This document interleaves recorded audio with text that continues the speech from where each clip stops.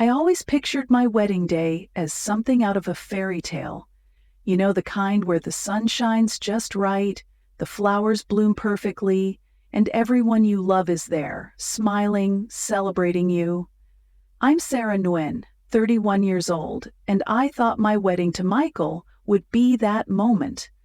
Instead, it turned into the day I finally showed my family who I really am. To understand what happened at that reception, though, you need to know where I came from. A family that built me up only to tear me down. My last name, Nguyen, carries weight in the world of finance. My father, Richard Nguyen, is a titan, the kind of man who turned Nguyen Capital from a small investment firm into a billion-dollar powerhouse. Growing up, every dinner table conversation was a masterclass in stocks, bonds, and market trends. My father would lean back in his chair, a glass of bourbon in hand, and talk about the legacy he was building, the empire that would outlive him. My older sister Claire was his pride and joy. At 35, she was his mirror image. Sharp, polished, with an MBA from Wharton and a corner office at Gwen Capital. She was the heir, the one destined to carry the Gwen name to new heights. Me, I was the disappointment. From the moment I could talk, my father made it clear I didn't fit the mold. "Finance is in our blood, Sarah," he'd say, his eyes fixed on Claire. Well, most of our blood.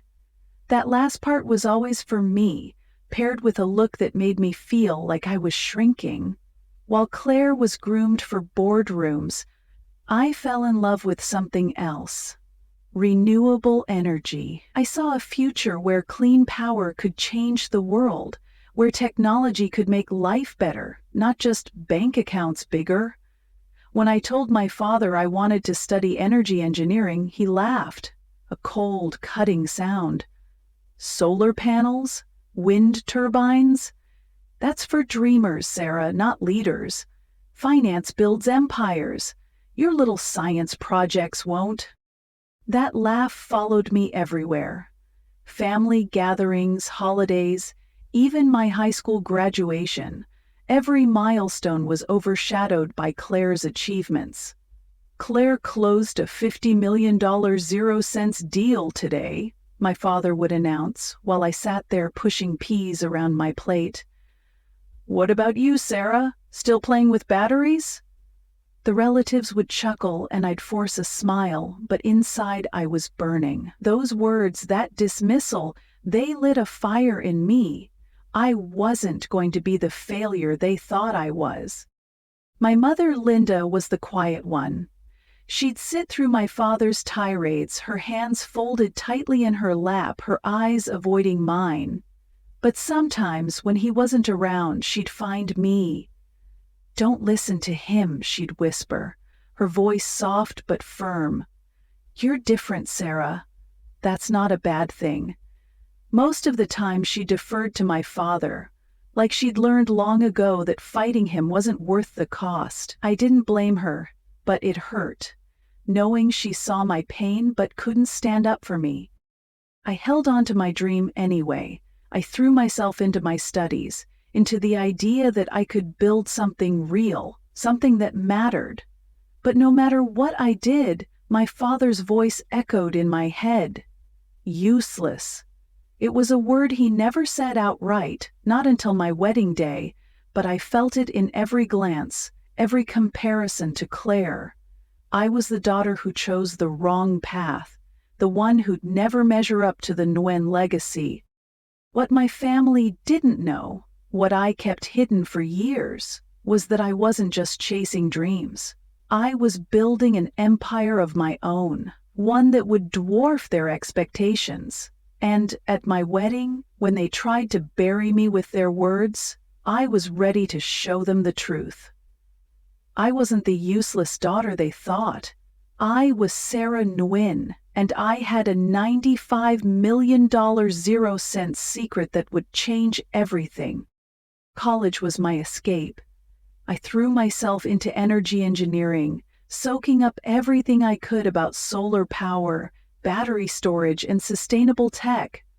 I graduated top of my class, my name on the dean's list, my thesis on next-generation solar cells earning praise from professors. I was so proud, standing there in my cap and gown, ready to share that moment with my family. But my father didn't show up. He was across the country, clapping for Claire at some finance conference where she was named Young Investor of the Year. "That's a real achievement," he said over the phone when I called, his voice clipped. "You'll understand one day, Sarah." I hung up, my diploma feeling heavier in my hands. That snub could have broken me, but it didn't. It made me hungrier. I wasn't going to beg for his approval. I was going to prove him wrong. After college, I moved to Silicon Valley, diving headfirst into the world of renewable energy startups. I worked late nights learning not just the tech but the business side too. How to pitch to investors, how to scale an idea. My father thought I was drifting, wasting my life on hippie nonsense. At every family dinner, he'd ask, "When are you getting a real job, Sarah? Claire's already managing a $200 million 0-cents portfolio."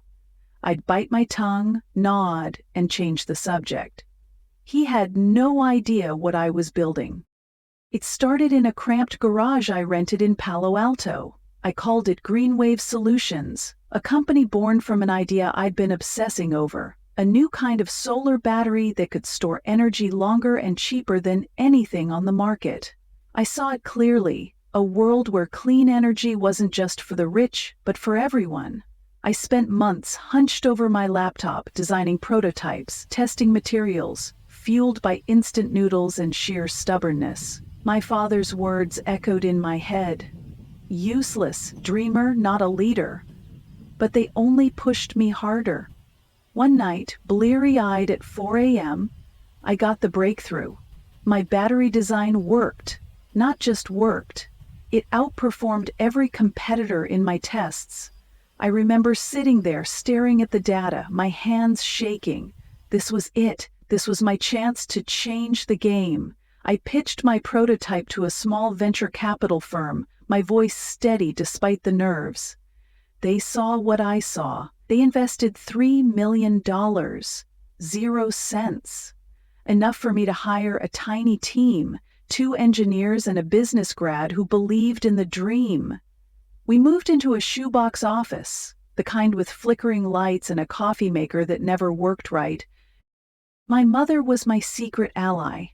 She didn't understand the tech, but she saw something in me. One weekend, when my father was away, she showed up at my apartment with a check for $5,000. 0 cents. "For your office," she said, her voice quiet, like she was afraid he'd hear her from miles away. We spent the day at a discount warehouse, buying desks and chairs, laughing as we wrestled with Allen wrenches. "I don't know what you're building, Sarah," she said, wiping sweat from her brow, "but I've never seen you so alive. Keep going." That was the closest she ever came to defying my father, and it meant the world. The next 3 years were a blur. Greenwave grew, slowly at first, then like wildfire. Our batteries caught the eye of a major solar company, and we landed our first big contract. Then another. Then the Department of Energy reached out, wanting our tech for a national grid project. I was working 18-hour days, pitching to investors, tweaking designs, building a company that could stand toe-to-toe with the giants. By the time I was 29, Greenwave was a name in the industry, whispered in boardrooms and tech conferences. But at home, I was still the failure. Family dinners were a performance. My father would hold court, bragging about Claire's latest deal or her new penthouse in Manhattan. "That's what hard work looks like," he'd say, his eyes sliding past me. Relatives would ask about my little energy project, and I'd give vague answers. "Oh, it's going okay," while they nodded politely and moved on. Claire was kinder than my father, but even she had a way of making me feel small. "You're so passionate, Sarah," she'd say, her tone dripping with pity. "Not everyone's cut out for the big leagues." I'd smile, push food around my plate, and keep my secret locked tight. What they didn't know was that Greenwave was no longer a little project. We'd just gone public in a quiet but wildly successful IPO. My ownership stake was worth $95 million, 0 cents. And that was only part of it. I'd been watching Gwyn Capital, my father's precious company, for years. Their risk management systems were outdated, vulnerable in ways they couldn't see.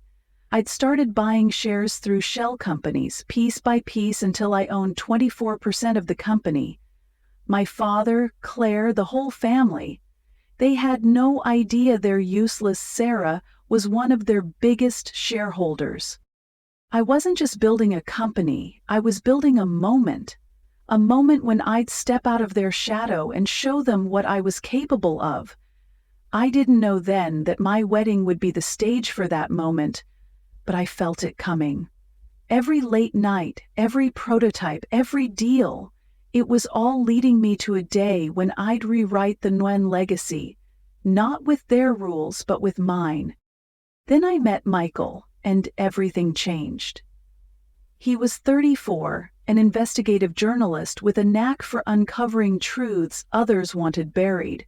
We met at a clean energy conference where he was covering a story on solar innovation. I was on a panel, talking about battery efficiency, when he asked a question from the audience. So sharp, so curious, it threw me off. Afterward, he found me at the coffee stand, grinning. "You're not like the other tech types," he said. "You talk about this stuff like it's personal." I laughed, caught off guard. "It is." We started talking, and we didn't stop. Late-night calls about renewable energy, his exposés, our dreams for a better world. He didn't care about my family's money or their fancy Gwyn Capital empire. In fact, when I told him about my father, he raised an eyebrow. "Sounds like a lot of pressure," he said. "You're not like them, Sarah. You're real." Those words stuck with me. For the first time, someone saw me, not the shadow of my sister or my father's disappointment. With Michael, I wasn't the useless daughter. I was enough. A year later, he proposed on a quiet beach at sunset, down on one knee with a simple ring he'd saved months for. I said yes before he finished asking, tears in my eyes. I thought my family might be happy for me, even just a little. I was wrong. At dinner that night, I showed them the ring, my heart racing. My father barely looked up from his steak. "A journalist," he scoffed, cutting into his food. "Couldn't you find someone in finance, Sarah? Someone with actual ambition?" I gripped my glass, my knuckles white. "Michael's brilliant," I said. "His last story exposed corruption in a major corporation. It's changing laws." My father waved a hand. "A muckraker. At least Claire's husband runs a hedge fund. That's a real career." Claire's husband David sat across the table, his Rolex glinting, his smile as polished as his resume. He was exactly what my father wanted: connected, wealthy, a perfect fit for the Nguyen legacy. Claire patted my hand, her voice syrupy. "It's sweet, Sarah. Not everyone needs a high-powered spouse." I looked at my mother, hoping for a word, a glance, but she just stared at her plate, her hands twisted in her lap. That night, I cried in Michael's arms, but I also felt a spark of defiance. They could mock me all they wanted. I knew what I had, and I wasn't going to let them ruin it. Wedding planning became a nightmare. My father turned it into a Nguyen Capital showcase, inviting every investor, banker, and CEO he wanted to impress. He insisted on a venue that screamed money, a sprawling estate with chandeliers and marble floors. "This is a chance to network," he said, like my marriage was just another deal to close. My mother tried to soften the blow, suggesting flowers I liked, but she always backed down when he pushed. Claire chimed in too, pulling me aside one day. "Just let Dad have this, Sarah," she said, her tone patronizing. "It's not like you're footing the bill." I swallowed hard, forcing a nod. They didn't know the truth.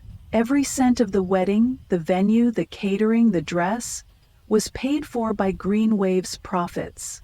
My company, my money, my choice. What they also didn't know was how big Green Wave had become. A month before the wedding, we'd gone public in a low-key but insanely successful IPO. My shares were worth $95 million, 0 cents. A number that still felt unreal when I saw it on paper. But that wasn't even the half of it. For years I'd been watching Gwyn Capital, my father's pride and joy. Their risk management systems were a mess, outdated and brittle, leaving them exposed to massive losses. I'd started buying shares through shell companies, quietly building my stake. By the week of my wedding, I owned 24% of Gwyn Capital. My father, Claire, everyone. They had no clue their useless Sarah was one of their biggest investors. I didn't plan to reveal it all at the wedding, not at first. I just wanted to marry Michael, to start our life together. But I could feel the tension building, like a storm gathering on the horizon.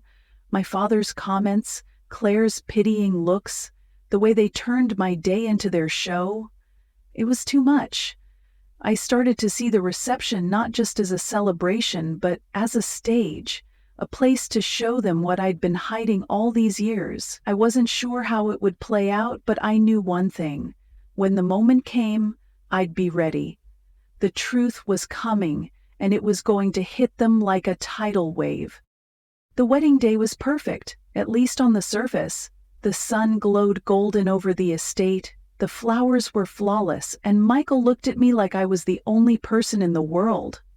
The ceremony was everything I dreamed, intimate, heartfelt, just us and our vows. But as we moved to the reception, I felt the weight of what was coming. I wasn't just a bride anymore. I was a woman with a secret, and the stage was set for it to come out. The reception hall was a spectacle. All crystal chandeliers and gold-trimmed tablecloths, packed with 300 guests, half of them my father's business contacts. I sat at the head table, Michael's hand warm in mine under the table, watching my father stand with his champagne flute. He wore his favorite Armani suit, the one he saved for billion-dollar deals, and his presence commanded the room. Everyone went quiet, expecting the polished speech he was famous for. But I saw something else in his eyes, a glint of disdain aimed right at me. "When Sarah was born," he began, his voice smooth but sharp, "I had big dreams for her. The Nguyen family is built on finance, on power. I turned Nguyen Capital into an empire, and my daughter Claire," he gestured to my sister who sat beaming at her table, "is carrying that torch forward." He paused, sipping his champagne, letting the moment stretch. "But Sarah," my father continued, his tone turning cold, "chose a different path, energy engineering of all things." He wrinkled his nose like the words tasted bad. "A field for tinkerers, not visionaries." A few guests shifted uncomfortably. Claire's husband David smirked, swirling his wine. "And now," my father went on, his lips curving in a smile that didn't reach his eyes, "she's married a journalist." He said the word like it was an insult. "I suppose we should be grateful she's found someone who can write about the real leaders, even if he'll never be one." David let out a chuckle, quickly muffled. A handful of my father's banker friends laughed politely, their eyes darting to me. My mother stared at her plate, her hands knotted so tightly I thought her napkin might tear. Claire's smile was frozen, but I saw the satisfaction in her eyes. "The truth is," my father said, his voice hardening, "some people aren't meant for greatness. Sarah has been, and always will be, a disappointment to the Wynn legacy." The room fell silent, the kind of silence that presses against your chest. Michael started to stand, his jaw tight, but I held him back, my grip firm. Not yet, I whispered, my heart pounding. I stood slowly, smoothing my wedding dress, every eye in the room on me. Thank you, Dad, I said, my voice steady, for those heartfelt words. I have something to say, too. I nodded to Emma, my chief engineer, who'd been posing as a photographer all day. She pressed a button on her tablet, and the massive screens around the hall, ones my father had insisted on for his business presentation later, lit up. "What is this?" my father demanded, his voice cracking as he saw what was on display.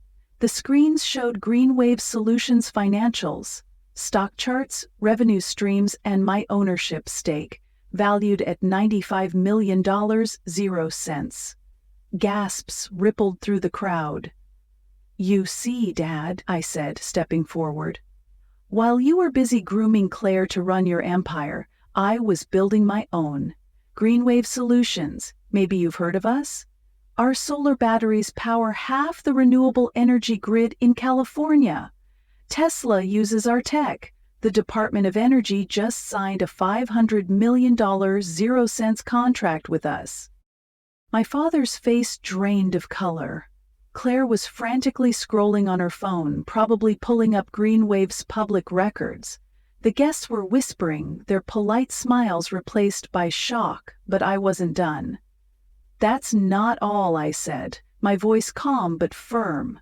I nodded to Emma again, and the screens shifted, showing a new set of data. Stock purchases, board meeting notes, and ownership percentages for Win Capital.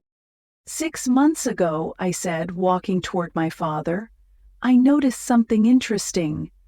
Win Capital's risk management systems are a house of cards. Outdated, sloppy, vulnerable to a market crash, the kind of flaw that could wipe out billions. The room was so quiet I could hear my own heartbeat. "I could have warned you," I said, stopping in front of him. "Instead, I watched. I watched your stock wobble as small cracks started to show, and then, through a few shell companies, I started buying shares. A lot of shares." My father's eyes widened, realization hitting him like a punch. "No," he whispered. "Yes," I said, a small smile tugging at my lips. "As of this morning, I own 24% of New N Capital. I'm one of your biggest shareholders." Claire's champagne glass slipped from her hand, shattering on the floor. The guests were frozen, some leaning forward, others scribbling notes. Reporters, I realized, who'd come for a society wedding and stumbled into the story of the year. But I had one more card to play, the twist I'd been holding close. "There's something else," I said, turning to the crowd. "Greenwave's data analytics didn't just spot your weak systems, Dad. They uncovered a flaw so big it could have bankrupted Gwen Capital." I nodded to Emma, and the screens displayed a report, dense with numbers and graphs. "Your risk models missed a $1,200 million 0 cents exposure to volatile derivatives. If the market turned, and it's about to, that debt would have sunk your company. I found it, and last week I sent the report to your top shareholders. They weren't happy." My father staggered back, gripping the edge of a table. "You wouldn't," he said, his voice hoarse. "I did," I said. "And tonight, those shareholders agreed to a restructuring. You're stepping down as chairman, effective tomorrow." The room erupted in chaos, gasps, murmurs, phones buzzing as reporters typed furiously. Claire stood, her face pale, shouting, "Dad, she can't do this." But my father just stared at me, like he was seeing me for the first time. I turned to the guests, my voice clear. "Ladies and gentlemen, I'm thrilled to announce that Greenwave Solutions will merge with Win Capital. We'll rebuild their systems with our cutting-edge tech, drag them into the future, and make sure they never teeter on the edge of collapse again." The applause started slowly, then grew, a wave of sound that drowned out my father's silence. I walked back to Michael, who was grinning ear to ear. He'd known every detail for months, my biggest supporter through it all. "Ready for the spotlight, Mrs. Nguyen?" he whispered, squeezing my hand. I laughed, feeling lighter than I had in years. "Let's do this," I said. My father's world was crumbling, and mine was just beginning. I didn't need his legacy. I'd built my own, and I was only getting started. The days after the wedding were a whirlwind. My reveal at the reception didn't just shake my family, it sent shockwaves through the finance world. By morning, headlines screamed about the Nguyen capital shakeup. Tech prodigy outs father in stunning coup, and Greenwave's $95.00 finance giant. Reporters camped outside my office begging for interviews. Social media buzzed with clips of my speech, my father's stunned face memed into oblivion. It was chaos, but I felt strangely calm, like I'd finally stepped into the light after years in the dark. The merger between Greenwave Solutions and Gwyn Capital was a game-changer. Our cutting-edge analytics and battery tech didn't just fix their broken systems, they transformed the company. Within months, Gwyn Capital's stock soared, hitting a valuation of $5 billion. Investors who'd once dismissed me as Richard's dreamer daughter were now calling me a visionary. It was surreal, seeing my name in the same articles that used to fawn over Claire. But the real change, the one that mattered most, wasn't in the headlines. It was in my family. My father didn't take it well at first. He stepped down as chairman the day after the wedding as agreed, but he didn't speak to me for weeks. I heard from my mother that he spent hours in his study staring at old photos of the company he'd built. Part of me felt a pang of guilt. He was my father, after all, but I pushed it aside. He'd spent years tearing me down, calling me useless. I hadn't just saved his company, I'd shown him I was more than he'd ever let me be. Claire was another story. She was furious, cornering me at the office a week after the wedding. "You planned this," she hissed, her perfect composure cracking. "You humiliated us in front of everyone." I looked at her, the sister I'd once idolized, and felt a strange mix of pity and resolve. "I didn't plan to hurt you, Claire," I said, but I was done being invisible. She stormed off, but something shifted. A month later, she quit Win Capital and started her own financial consulting firm. It was small, nothing like the empire she'd been groomed for, but she seemed happier, freer.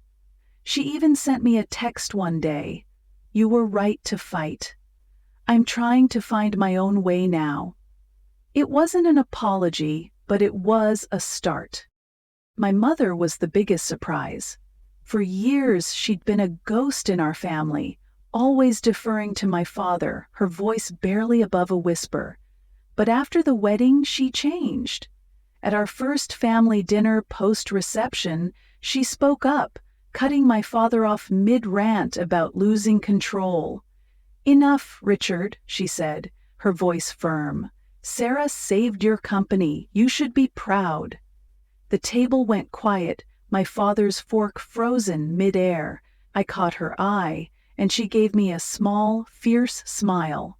Later, she threw a party at their house to celebrate Greenwave's success, inviting my team and Michael's journalist friends.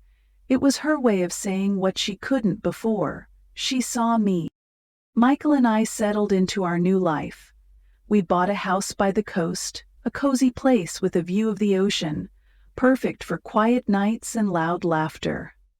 But I kept the old garage in Palo Alto, the one where I'd built Greenway's first prototype. Sometimes, I'd go there alone, sit among the dusty tools and half-finished circuits, and remember those early days when everyone thought I was wasting my time. It wasn't just a garage. It was proof I'd been right to believe in myself. My father took longer to come around, but he did. About 6 months after the wedding, he showed up at my office unannounced, looking smaller somehow, his usual swagger gone. "I'm working on a new energy fund," he said, almost shyly. "Thought you might have some advice." I blinked, caught off guard. For the first time he was asking me, not telling me.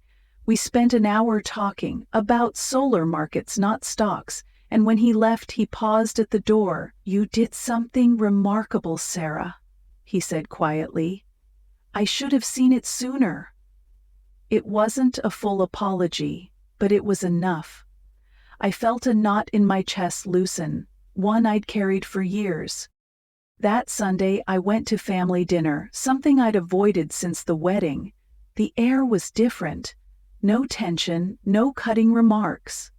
My father asked about Greenwave's latest project, actually listening as I explained. Claire shared stories about her consulting work, her eyes brighter than I'd seen in years. My mother set the table with a quiet confidence, even teasing my father about his cooking. When it was time for a toast, I raised my glass. "To new beginnings," I said, looking at each of them, "and to building our own paths." My father met my gaze, and for the first time I saw respect there. Life wasn't perfect, but it was better. Michael and I were planning our next adventure, maybe a trip to report on renewable energy projects in Europe. Greenwave was growing, and I was dreaming bigger than ever. My family wasn't the one I'd grown up with anymore. We were healing, slowly, finding a way to be something new. And me? I was no longer the girl they'd called useless. I was Sarah Nguyen, and I'd built a future they couldn't ignore. The world called it a revenge story. The headlines, the think pieces, the viral clips, they all painted me as the underestimated daughter who took down her father's empire in a single night. But that's not how I see it. This isn't about revenge. It's about something bigger, something deeper. It's about finding your worth when the people who should love you most tell you you're nothing. It's about building a life on your own terms, even when the world says you can't. Looking back, I don't hate my father for calling me useless. I don't hate Claire for her pitying smiles or my mother for her years of silence. Those moments, as painful as they were, shaped me. They pushed me to work harder, to dream bigger, to prove, not just to them but to myself, that I was capable of more than they could imagine. Greenwave Solutions, my $95 million 0-cents company, isn't just a business. It's a testament to what happens when you refuse to let someone else define your value. Every battery we build, every grid we power, is a piece of that truth. I think about the girl I used to be, the one who sat at family dinners, shrinking under my father's words. She's still part of me, but she's not the whole story anymore. I've learned that healing doesn't mean erasing the hurt. It means carrying it, letting it make you stronger, and choosing to build something beautiful anyway. My family's changed too. We're not perfect. There are still awkward silences, old wounds that sting, but we're trying. My father listens now, Claire's finding her own path, and my mother's voice is louder than ever. That's not revenge. That's redemption, for all of us. I'm working on something new now, a project that keeps me up at night in the best way. Greenwave is partnering with nonprofits to bring solar power to underserved communities, places where electricity is a luxury, not a given. It's not about profit, it's about impact, about making the world a little fairer, a little brighter. Michael's by my side as always, dreaming up ways to tell those communities' stories through his journalism. We're a team, building a future that's ours, not anyone else's. If you're listening to this, maybe you know what it's like to feel small, to have someone, a parent, a sibling, a boss, tell you you're not enough. Maybe you've heard words like useless or failure thrown at you and they've stuck, burrowing deep. I'm here to tell you those words don't define you. They're just noise, someone else's fear or insecurity dressed up as truth. You have a spark inside you, a dream, a strength that's yours alone. Hold on to it, fight for it, Build something with it, whether it's a company, a family, or a quiet life that makes you proud.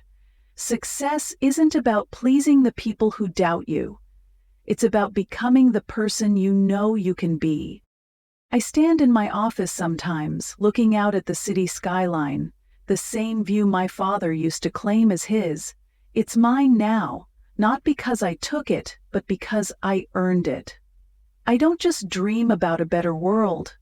I'm building it, one battery, one community, one step at a time, and you can too. Your future isn't written by the people who underestimate you. It's written by you, by the choices you make, the risks you take, the courage you find when the world tells you to quit. So go out there, build your own legacy, make it bold, make it yours, and don't let anyone tell you it's not enough, because you are enough. And that's the greatest secret of all.